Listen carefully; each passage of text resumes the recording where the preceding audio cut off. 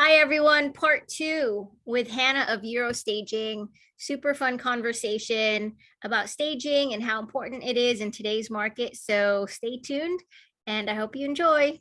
Bye. Now, for you, do you see majority sellers reaching out to you, or is it the realtor that's reaching out to you for staging? So in our area, I've been fortunate over the last 10 plus years. I've connected with a lot of realtors and they become our, I would say, VIP clients. So about 85% is a repeat clientele. When the realtors, they had a certain experience with us and they are happy. So we just continue helping their clients and helping them sell homes. So it's, Okay, in our case, more realtors. more realtors. And then, so in regards to that, is it the realtor that takes care of the staging fee, or does that fee get carried over to the seller? That's phenomenal question. That again depends. So it depends how the deal is done with the realtor, what the deal is between the realtor and the homeowner. And I know that the commissions can be, I don't know, 5%, 6%, 7%, 3%. I don't know. That's not my part of the business. Sure. So sometimes what I understand, if the realtor gets the full commission, they might intensify the seller with the paying for a home staging, or the other way around. Or sometimes I have some clients who offer homeowners, let's say, to pay 50% of the staging, or sometimes they cover the staging and get reimbursed during the settlement. And sometimes homeowners just cover the whole cost. So again, there are as many homes, there are as many options and ways there are to stage the home. Okay, and what's your favorite type of home to stage? A vacant, occupied? I like vacant. So I would call it a normal size of a home, and that is anything within, let's say, no more than 3,000 square feet. This morning I had a preview of a 14,000 square foot home, and I have to tell you, the preview took 2 hours and I left extremely overwhelmed because that is a tough home, I think, even to sell and to furnish and to decorate and to stage.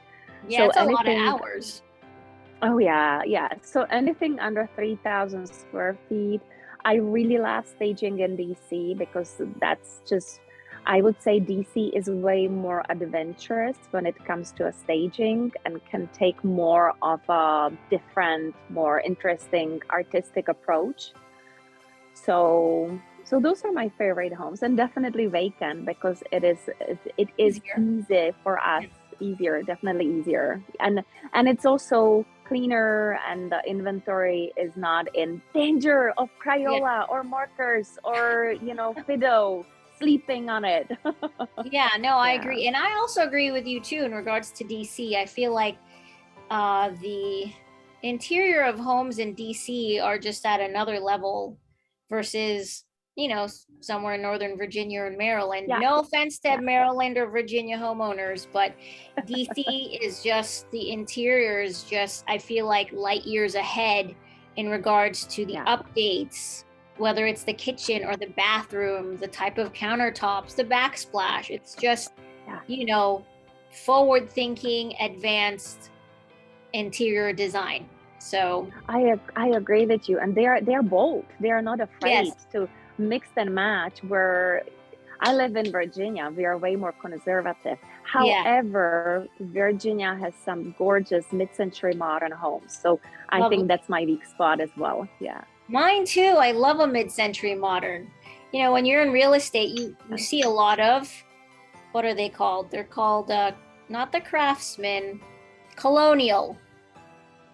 Every other house is colonial. Beautiful homes, but it's like, okay, give me something else. Can get a little boring. Yeah. So okay.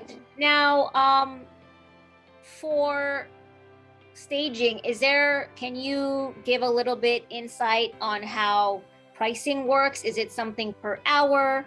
Is it something per square footage? Is it something like if you're staging a condo, it's X price? If you're staging a townhome, it's Y price? If you're staging a single family home, it's, Z price? Or is it everything just per hour? Like, how does that work? Okay. And that's another great question. So let's say staging consultation, when we walk the property and advise homeowners on what to minimize, we advise them on paint colors, light fixtures, basic updates, which are important before coming on the market. So they start at 250 and go up depending on the size of the property, because that's important. Bigger the property, the more time we spend there, and the more elaborate it is. When it comes to occupied staging, that is very tricky, because we need to see the property and we need to write up a list of inventory needed, and then we need to know if it's a one-person job or if it's a full team job, if we need a box truck to deliver what is needed, or if it can fit in a minivan. So it can go from $500 up to $5,000. So it really depends on the size of the project, how long it will take, how many people we need, how much inventory is needed. And then when it comes to vacant, I would say that again depends on the size of the property. Also, access is important. Once we were staging small unit, 1-bedroom condo in DC, but we couldn't park in front of the property. We were parking underneath the hill, and then we had 20 steps to walk to the property, and then the condo was on a 3rd floor without the elevator.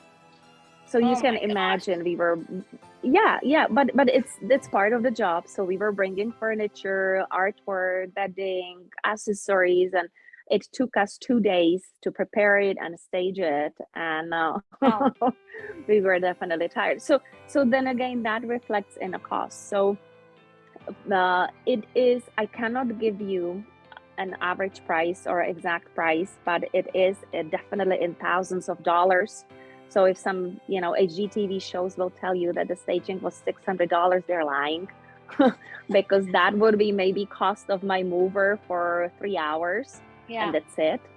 But it would not reflect the inventory rental, the staging team, staging design, a preview, rental of the inventory. There are a lot of steps before we can say the home is staged and is ready for the photographer. So it is, cost of staging depends on the access to the property, size of the property, and then also what level of inventory is needed. We will need a different inventory for occupied home versus new construction, right? So those are all aspects playing a role in pricing, and I wish the answer was easy. But you know what? Think about it. If you go for a steak, you can go to your local bar, get a steak, but you can go to a Michelin star restaurant and get a steak. You're still having a steak, but the price is different, right? Yeah, it's the experience too. And you get what you pay for, right? Yeah. So I totally understand and agree.